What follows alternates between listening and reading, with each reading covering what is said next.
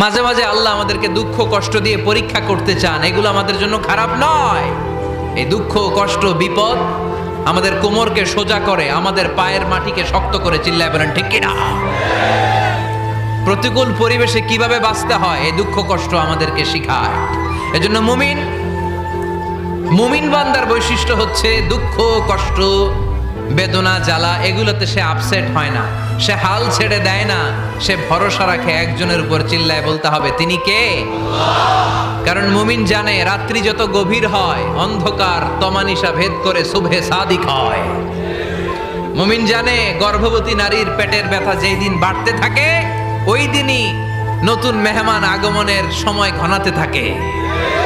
মুমিন জানে তার জীবনে দুঃখ কষ্ট বিপদ যত বাড়তে থাকে সুখের দিন কাছে আসতে থাকে।